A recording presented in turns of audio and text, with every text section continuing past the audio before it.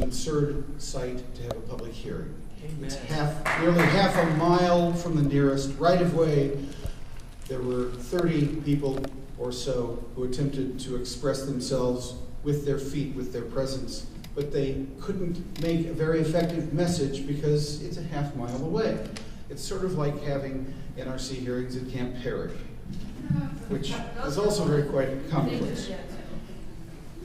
I'm an attorney. I've had the pleasure over years of representing the Michigan Sierra Club, the Ohio Sierra Club, the Ohio Green Party, and many other grassroots organizations and individuals in numerous interventions before the NRC.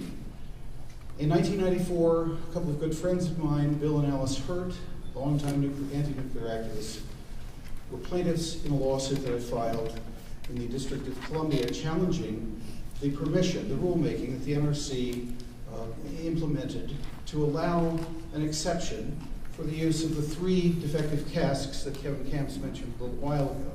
There were 3 dry casks up for use as storage modules that were defectively ground. They were too thin, they weren't up to spec, and in classic traditional response, the NRC simply made the exception into the rule.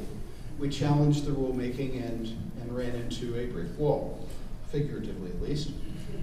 But therein lies the message. Here we are, about a generation later, and these 3 casks are sitting there, and the NRC now expects them to last forever. Let me explain. 10 CFR 51.23, it's a lot of gobbledygook.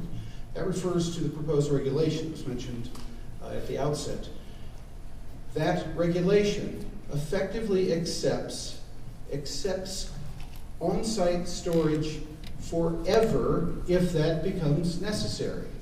The NRC has very craftily used this court remand that was won by the hard-fought environmental warriors that took them.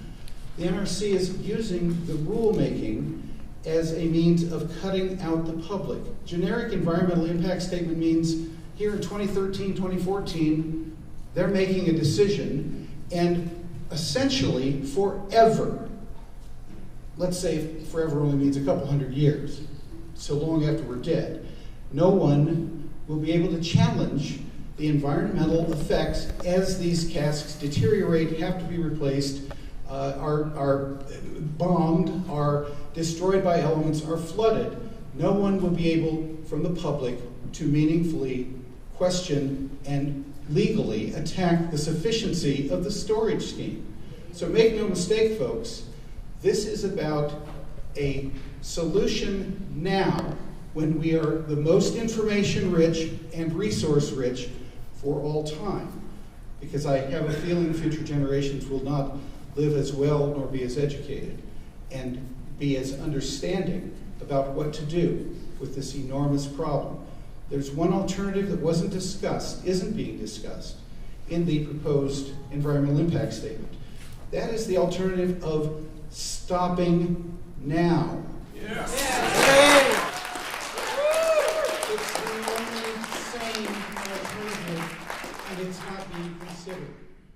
My strong recommendation is that the NRC go back to the drawing board, get real, and treat us like adults, and treat us as though this is a democracy. Thank you.